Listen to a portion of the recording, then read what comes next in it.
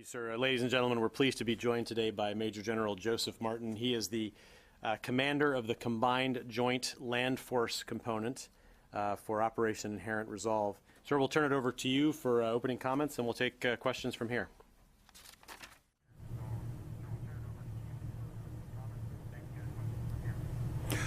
Good morning. I'm Joe Martin, commander of the Combined Joint Forces Land Component Command, which includes all the coalition ground forces in Iraq, and I also command the 1st Infantry Division out of Fort Riley, Kansas, which means I'm a big Red One soldier. Due to the success of the Iraqi security forces, life is returning to normal in East Mosul.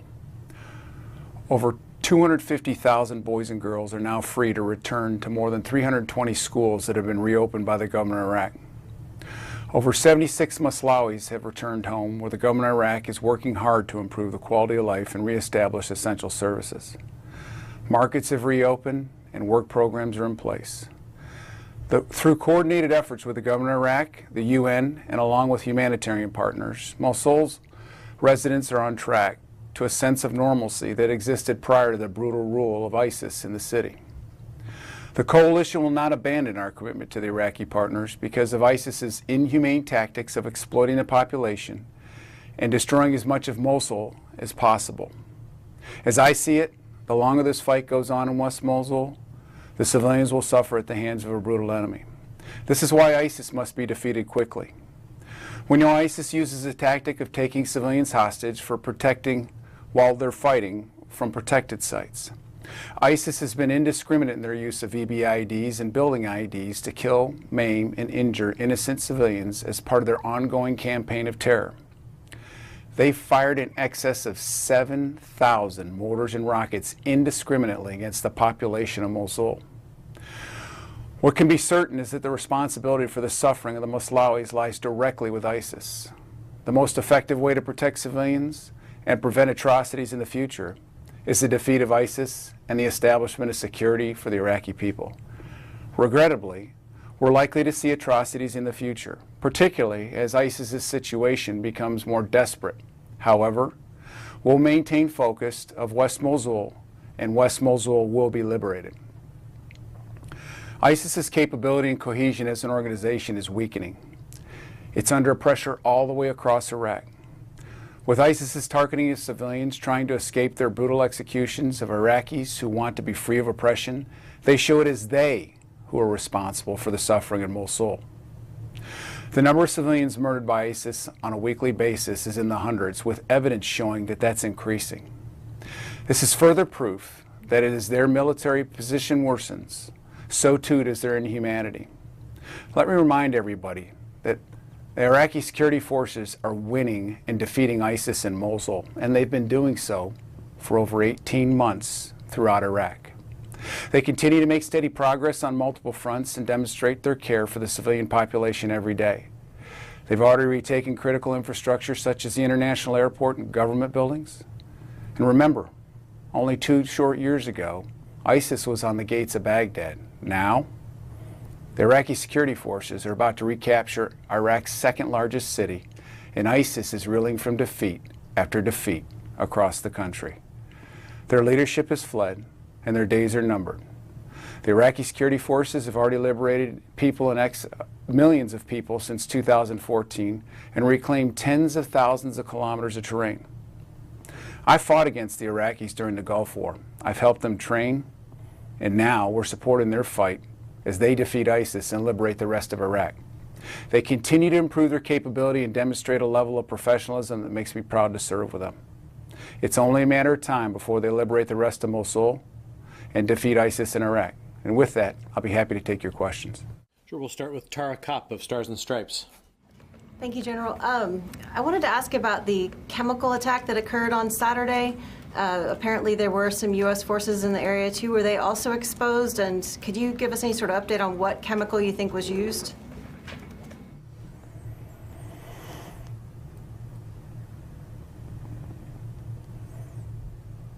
I'm sorry I didn't get your name, but thanks for the question. The Daesh has used chemicals in the vicinity of Mosul. The chemicals have had no impact on the Iraqi security forces.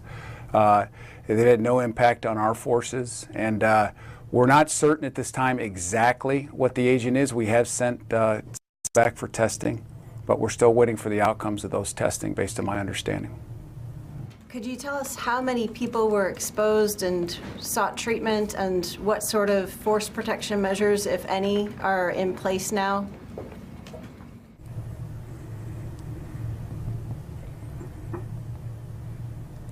Oh, I'm not going to get into the exact number of Iraqi security forces that were involved, but what I'll tell you is that they were all treated and they were all taken to the appropriate level of care to make sure that they were all right. And all the forces that we have forward are there with the appropriate equipment. They've been trained on how to use that equipment, and they've been trained on to help the Iraqis if the Iraqis ever run into another instance where Daesh decides to use chemicals. Can you provide any details on how the chemical agent was delivered? Was this via a drone, or was this in a round?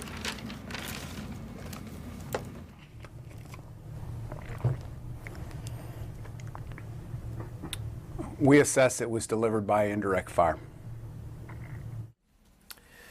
Next to Carlo Munoz of the Washington Times. Hey, sir, thanks for doing this. I kind of wanted to switch gears really quickly to Syria.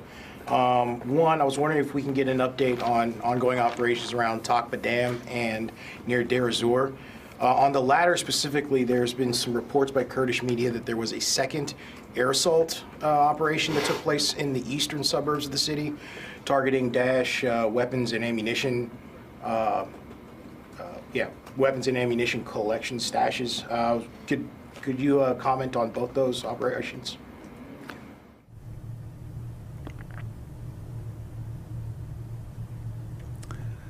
Carlos, I regret I can't, because my focus is on Iraq. We're here to train, advise, and assist the Iraqi security forces to defeat Daesh in Iraq, and that's our focus. And so that would be a great question for the Combined Joint Task Force.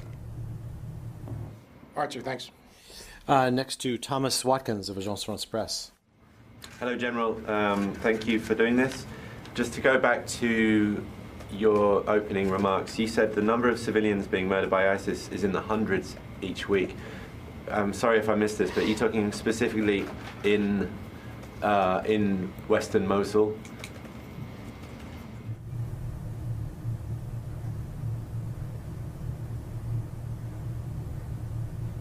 I'm sorry, I couldn't understand your question. Could you ask again, please? Yes, in your opening remarks, you said that there were hundreds of civilians being murdered by ISIS each week. Was this just in Western Mosul alone?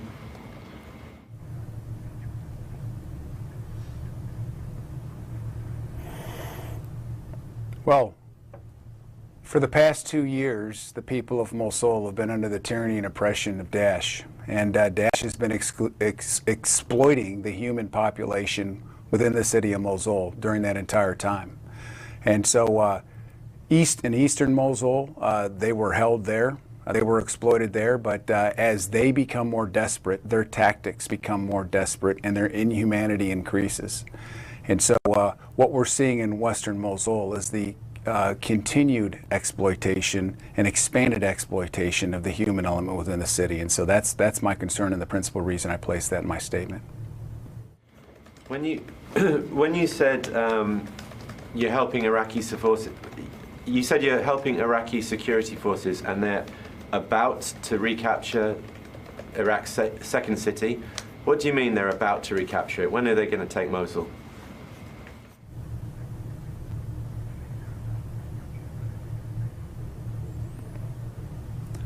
Well, it's tough to tell. Just like the east side and the west side is very diversified urban terrain. We're talking about a place that's about half the size of Philadelphia, about 100,000 buildings, about 1,500 kilometers of roads that they've got to clear, that's occupied by a civilian population that's been under the control of Daesh, and with an enemy that will indiscriminately use the population for whatever reason they want. So it makes it a tough fight, and so it's tough to put a timeline on that fight. But what I can tell you is we see progress each and every day, and the Iraqi security forces work their way through the complexity and the problems that are associated with this urban environment very well. Okay. Joe Tabbitt of Al-Hura. Thank you. General, could you, as a commander on the ground, and based on your contacts with the Iraqi forces on a daily basis, how do you see the readiness of the Iraqi forces, and what do they need? What kind of equipments do they need to finish the fight in the west of Mosul?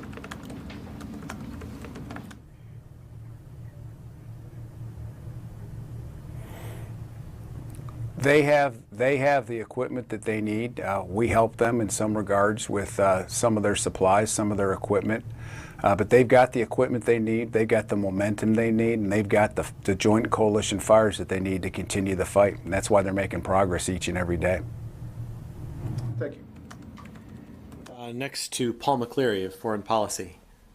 General, with the fight being focused in Mosul, where else in Iraq do you see ISIS moving or existing in some strength? I mean, I see airstrikes in Al-Qaim and other places. And where do you see the fight kind of moving next after West Mosul?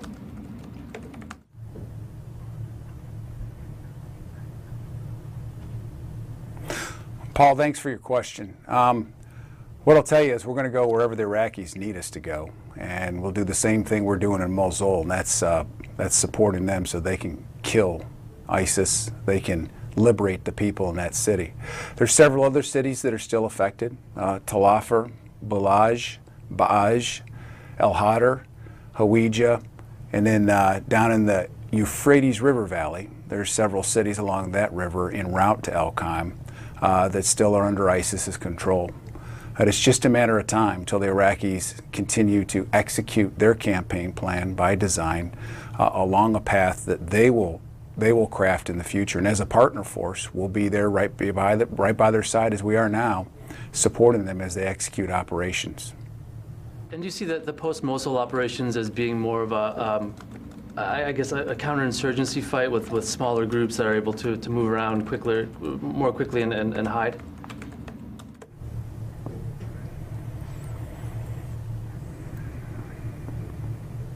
Paul, we don't know exactly when it'll go to an insurgency. There's a lot of fighting to be done left in Iraq. There's a lot of work left to be done here, and the coalition understands that. The coalition's committed to that. When the enemy decides to go to ground is really something that is yet to be determined. Until then, I'll tell you, we will prosecute this fight and continue to attack him wherever he's at with the Iraqi security forces with the same maneuver that you're seeing in western Mosul, the same maneuver that's been the key to success enabled by joint and coalition fires over the past 18 months to 2 years. That'll continue. Okay, Ben Kessling of the Wall Street Journal. General, quick question about Iraqi forces. The CTS and the ERD have been doing the bulk of the hard fighting in the city. What's the current composition and disposition and strength of those units? Have you seen a lot of attrition in those units? Is the morale down? Is it good? And then after the Mosul fight, how long do you think it's going to take for those units to reconstitute themselves to the strength that they had before the beginning of Mosul operations?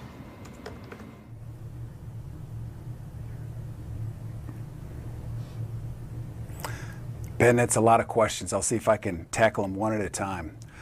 So, as you well know, you've got within the city right now, you've got the federal police, and side by side with them, you've got the CTS that are continuing to fight block to block through the city. And out to their west, securing the western flank, clearing that urban terrain, is the 9th Division.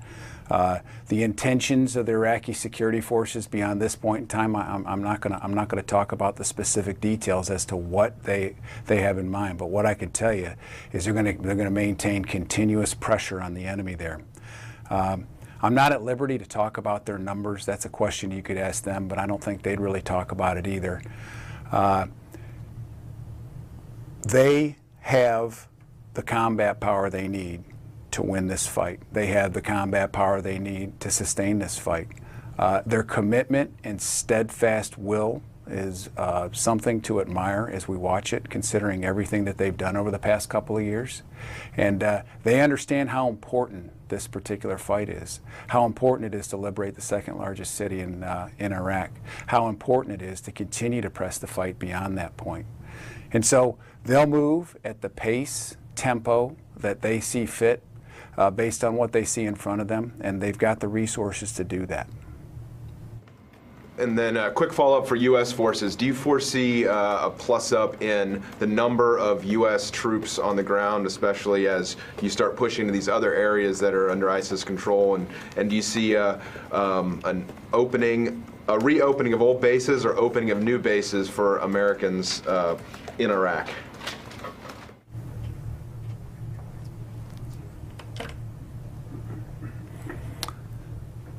Ben, we've got the forces that we need now. If I need more forces, I would ask for them. You'll see a flexible application of basing operations as we continue to conduct operations here, just like we have since the very beginning of our operations. And so we'll make sure, once we understand exactly where the Iraqis want to go next, make sure that we're in a position that we can continue to provide them the steadfast support that we have since the beginning, and will continue to do in the future. Next to Travis Tritton of the Washington Examiner. Hi, thanks for doing this. I'd seen some reports about U.S. Special Forces moving into Anbar province to liberate some of the areas out there. And I was wondering if you could confirm that and maybe talk a little bit about what's happening there.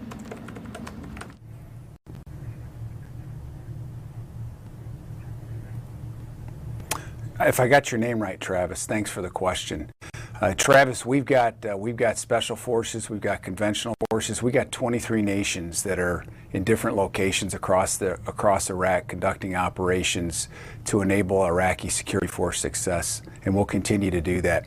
As it pertains to the specific locations or numbers, I'm not at liberty to really talk about that, but I'll tell you, we're everywhere, we're watching Daesh, and we're getting after him.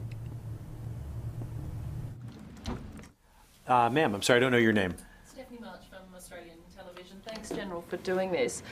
Just back to the chemical attack over the weekend on an Iraqi military unit that had US and Australian advisors attached to it. Could you just provide some more detail? Were the advisors with the Iraqi unit when the attack happened?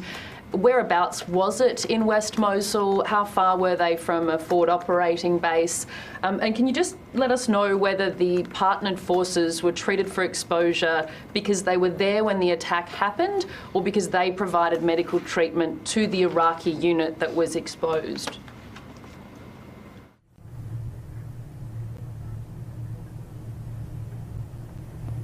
Thank you for your question.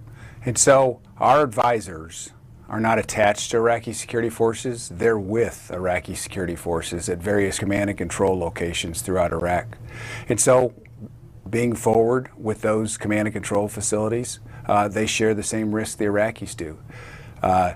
When exposed, if exposed to chemical munitions, we've got the technology, we have the force protection equipment, and we've got the training that all of our soldiers have done to protect themselves. And again, we have helped the Iraqis with that as well, and we continue to assist them so that they can be ready in case Daesh decides to use chemicals again in the future.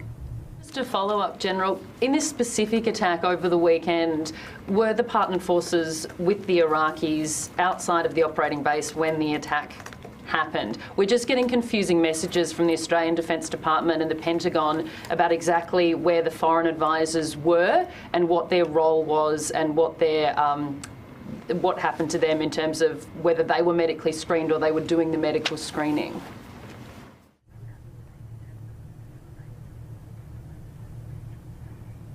Yeah, unfortunately, I'm not going to get into the details of a specific vignette as to what happened. What I'll tell you is that we're forward with the Iraqis each and every day, and with that, we share some risk with them. But we're ready for that risk. We understand the importance of that, and we understand the commitment it takes to share that risk with the Iraqis, and we've got the equipment to protect ourselves in case we need to. Just one final question. Can you give us a bit more detail about where the general area where it happened?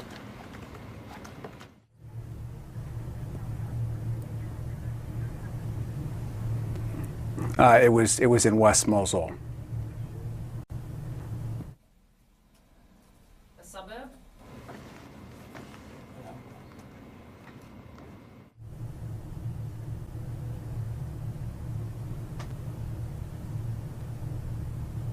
Be more specific and give a suburb.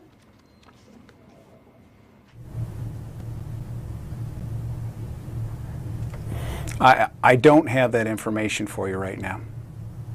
Next, we'll go to Ryan Brown from CNN. Hello, General. Thank you for doing this. Just one quick follow-up on the chemical weapon. Is this a more sophisticated chemical agent than we've seen ISIS use before? I mean, there have been reported instances of a mustard agent used by ISIS in the past against Iraqi troops. Is there any indication that this indirect fire was more sophisticated or more advanced than previous?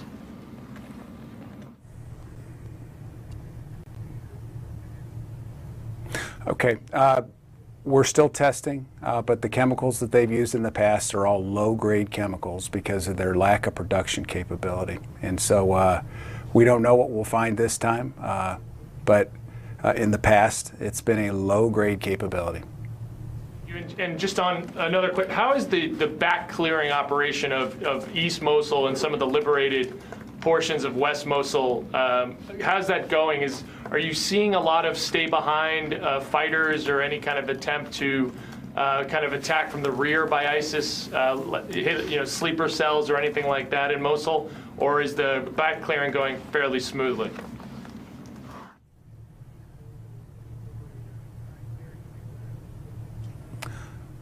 Ryan, the security and the back clearing, as you call it, of East Mosul is going just fine.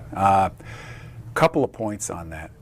There hasn't been an attack in East Mosul since 19 February when we began this operation on the west side over 58 days ago. The only thing that's happened there violently since then is the enemy firing hundreds, if not thousands, of rounds of indiscriminate indirect fires onto the east side of the city. I've been through the east side of the city myself, and what I'll tell you is I've been doing this for 31 years, and it's the best post-liberated environment I've ever seen. And that's 2 months after post-liberation. But remember, it's been scarred by the tyranny and oppression of Daesh for over 2 years. And so it's going to take some time to recover from that. And I'm very impressed with what I see between the government of Iraq, the UN, and humanitarian partners who are coming together and combining their efforts to provide for the needs for the people of eastern Mosul.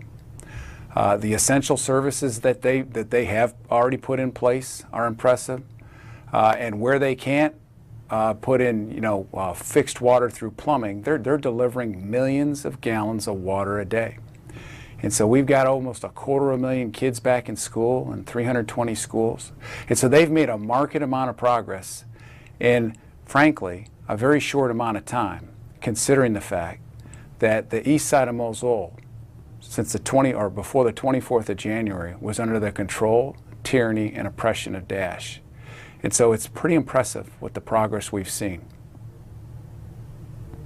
Next to Lucas Tomlinson of Fox News. General, there are some reports that ISIS and Al-Qaeda are joining forces. Can you comment on that?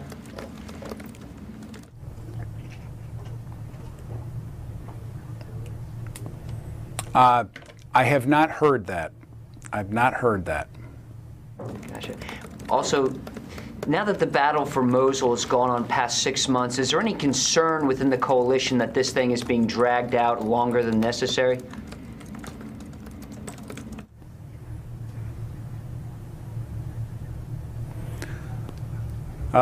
I would tell you that I've got no concern with the progress we're seeing, and I think almost the contrary is true, considering that when we looked at Mosul and its expanse, in its size, its scope, its complexity, as we began this operation 183 days ago, I think it is, pretty impressive progress to date. Now, it's going to continue to be a tough fight, but everybody in this coalition gets it. We all understand the importance of commitment to this, and the Iraqis as our partners, are our example. We understand that a safer Iraq, a more stable Iraq, means a more stable region, and a more stable region means we're safer back home. And that's what drives us as we continue to work side by side with the Iraqis here. So we're committed to this fight. We understand it's going to take time, and we understand we got to be patient, particularly as a partner force. But there's steadfast and resolve in this coalition. Thank you. Okay, next to Jim Michaels, USA Today. General, could you describe a little bit about what's left of ISIS in West Mosul in terms of both numbers and capabilities?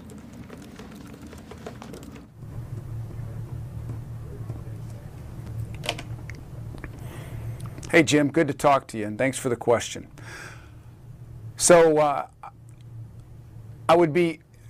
it's tough to put a number on how many ISIS are left in West Mosul. But what I can tell you is that the number is going down each and every day. They're fighting tougher and tougher, and as I stated previously, their inhumanity continues to increase as they become more desperate. They're surrounded.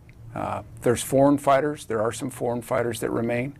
Foreign fighters have nowhere to go. They can fight, surrender, or die. And the Iraqi security forces will prevail with them. For the other than Moslawis that exist there, they're equally troubled because they can't stay in Mosul because they have a different dialect. And so we know this about the enemy that remains. The Iraqis know this about the enemy that remains. What's left is a tough fight through some very complicated terrain that will require a significant amount of tenacity and commitment. But I assure you, the Iraqi security forces are up to that task, and I also assure you that we'll be there to advise, assist, and enable them as they do it. Okay, next to Kim Dozier of the Daily Beast. Bit of a follow-up on that question in terms of the presence of ISIS in areas they still occupy. What do you estimate is their strength in an area like the Hawija Gap or in Tel Afar?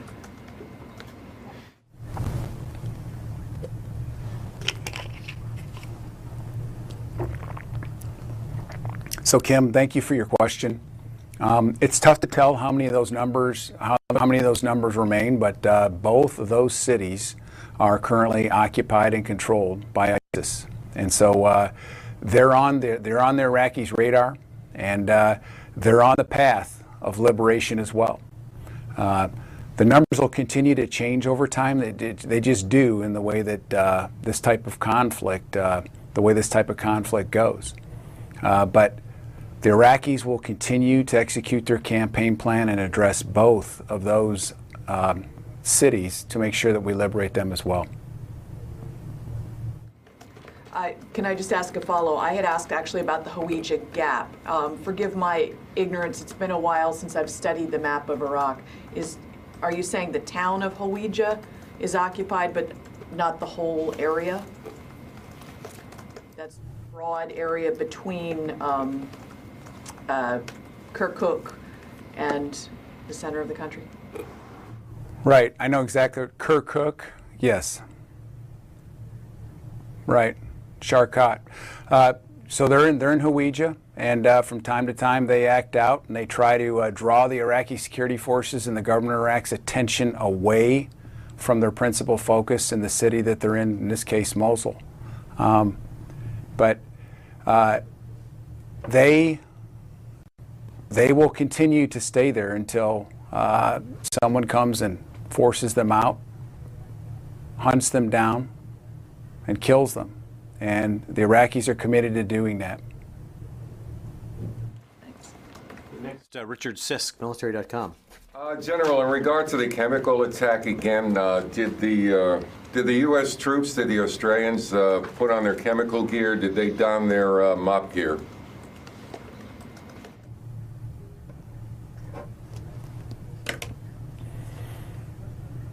Richard, thanks for your question. All of our coalition mates have the chemical equipment that they need to be able to execute operations in a contaminated environment.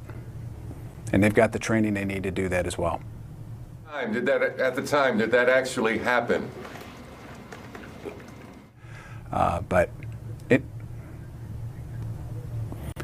Richard, I'm not going to get into the details of any of the attacks that have happened. What I'll tell you is every single one of our teammates has the equipment they need and the training they need to be able to do that. General, did an alert go out when the attack went off for others possibly to be on guard, to put on their chem gear or have it nearby?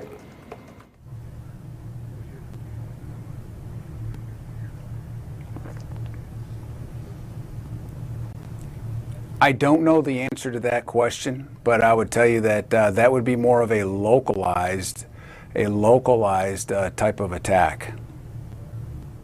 And General, just one more. You talked several times about the thousands and thousands of rockets, mortars that ISIS is firing indiscriminately. Is that because of the large stockpile they already had, or are they still finding some way to get resupply? Do you see any signs of that they're running low on what they have?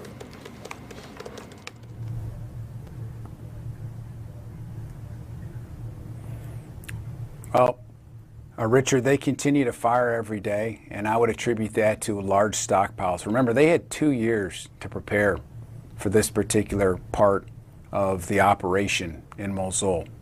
And they were well funded in the past.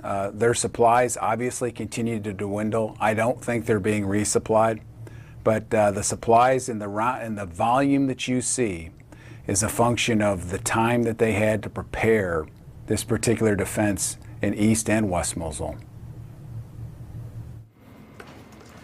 Okay, Courtney Kube, NBC News. Hi, General. Forgive me because I missed the top of the briefing, but I just want to make sure I understand the details that you're willing to disclose about this chemical attack. So you are acknowledging that U.S. and Australian advisors were with the Iraqis at the time of the attack and were exposed to some sort of a low-grade chemical. Is that correct?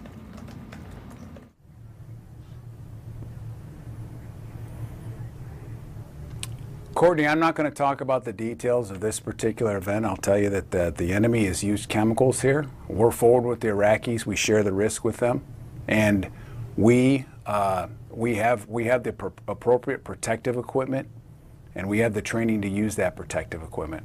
That's what I'll tell you. And forgive me, because I don't want to mischaracterize what you're willing to say here. But you're acknowledging that there were advisors who were with this Iraqi security force unit at the time that they were hit by indirect fire that had some low-grade chemical in it, right? You're saying that? Or are you not acknowledging that?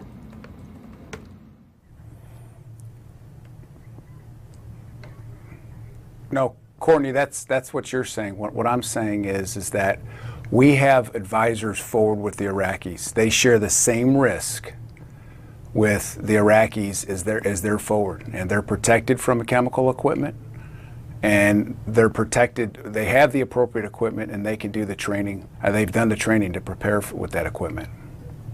Ask it this way, then, General. There's been a lot of media reporting that there were Australian and American advisors with these Iraqis when they came under an attack that had some chemical component to it. Is that reporting wrong?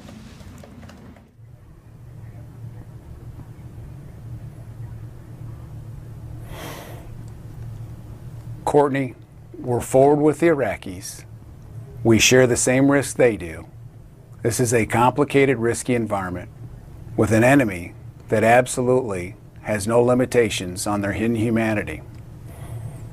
And so, with that risk, there's danger.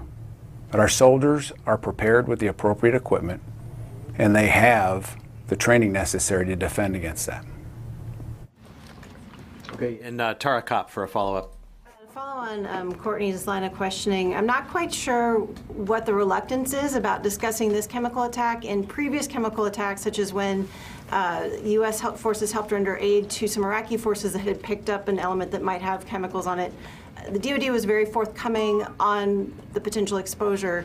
Are you saying that no U.S. forces and no Australian forces were either exposed and that's why you're not talking about it? It was Iraqi exposure only?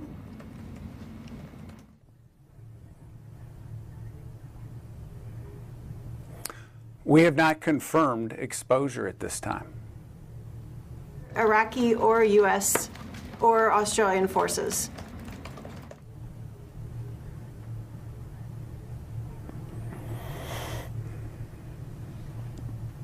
We've already talked about Iraqi forces.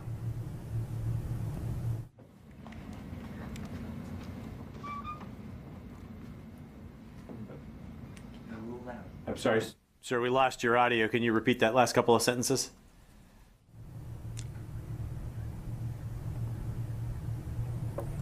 Yes. The Iraqi security forces, as I said earlier, were in the vicinity of one of the strikes. They were taken back to the appropriate level of medical care. And they have, no one's been impacted, nobody's died. And the good news is that nobody's been impacted significantly by this. Thank you. Okay, last call. Anybody? Yes, sir. What's your name? Mark Irons, EWTN News Nightly. General, I want to change directions here. The Christian population in Iraq has been annihilated by ISIS. Their ancient cities have been destroyed by ISIS, and hundreds of thousands of Christians have fled the country. What will the U.S. do to help these Christians rebuild after this fight is won?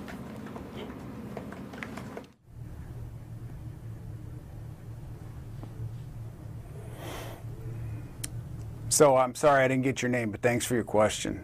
We're here as 23 nations to advise and enable and assist the Iraqi security forces to defeat Daesh, and that's what we're going to continue to do. And Lucas Tomlinson. One more, General. A few minutes ago, Defense Secretary Jim Mattis said from Riyadh, when there's trouble in the region, you find Iran. My question to you, General, is that the case in Iraq? Whenever there's trouble, you see Iran?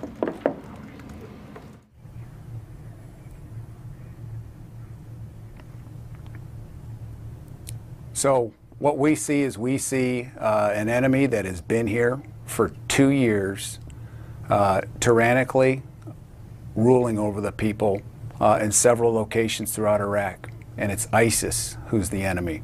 And that's what we're focused on. And so we'll continue to train, equip, and advise the Iraqi security forces so they can defeat ISIS. That's our focus. Okay, and with that, sir, any final comments for us before we sign off?